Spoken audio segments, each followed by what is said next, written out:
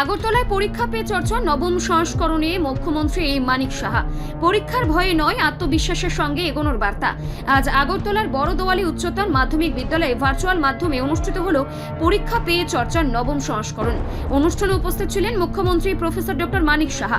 তার সঙ্গে ছিলেন শিক্ষা দপ্তরের সচিব মিলিন্দ রামটেকে, দপ্তরের আধিকারিকরা, বিদ্যালয়ের শিক্ষক শিক্ষিকাবৃন্দ, ছাত্রছাত্রী এবং অভিভাবকরা। অনুষ্ঠান শেষে বিদ্যালয়ের সভাঘরে মুখ্যমন্ত্রী ছাত্রছাত্রী ও অভিভাবকদের সঙ্গে মত বিনিময় করেন।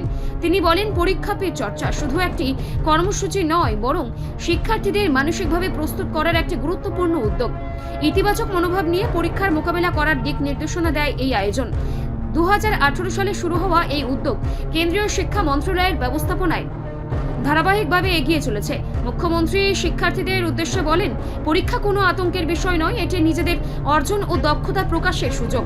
জীবনের সাফল্যের জন্য নিয়মিত পড়াশোনা, সময় ব্যবস্থাপনা, শারীরিক সুস্থতা, আত্মবিশ্বাস এবং শিষ্টাচার অত্যন্ত প্রয়োজনীয়।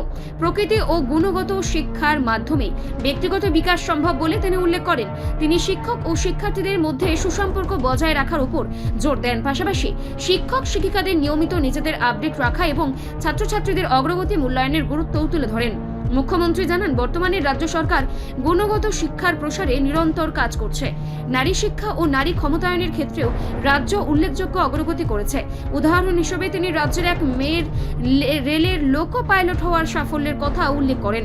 শেষে মুখ্যমন্ত্রী বলেন, বিকশিত ভারত গঠনের প্রধান শক্তি আজকের ছাত্র সমাজ। তাদের সাফল্যের মাধ্যমে রাজ্য ও দেশ এগিয়ে যাবে আরো সমৃদ্ধির পথে। ডিগ্রি হোল্ডার তারপরেও যেভাবে অনেক সময় হাতে হাতে অনেক সময় যেভাবে ব্যবহার করে, যে শব্দ ব্যবহার করে বা তার যে বডি ল্যাঙ্গুয়েজ, একজন অশিক্ষিত লোকের থেকেও দেখা যায় সে একটু ব্যতিক্রমী।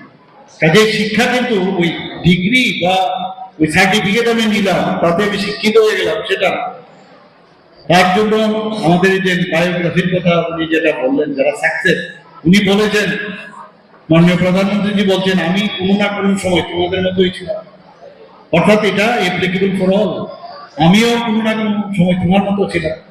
তো যারা আমাদের নিজের ব্যক্তি ভারতবর্ষে, যারা আমাদের কিছু বলে গেছে, তারা তাদের যে বায়োগ্রাফি যদি আমরা পড়ি, নিজের মধ্যে কিন্তু অনেক বেশি আমরা ইন্সপায়ার্ড হব।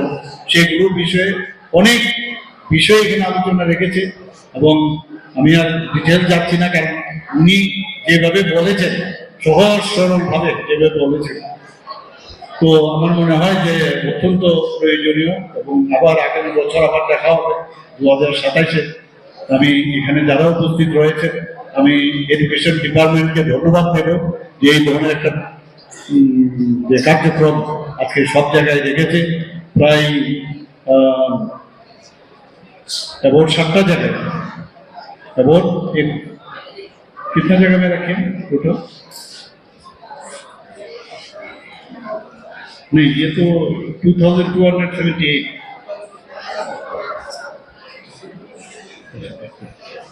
তো সব জায়গায় আমার মনে হয় যে খুবই এটার যে প্রয়োজনীয়তার উপলব্ধি করে সবাই জানবে এবং আগামী দিন চলার পথে হতে হবে।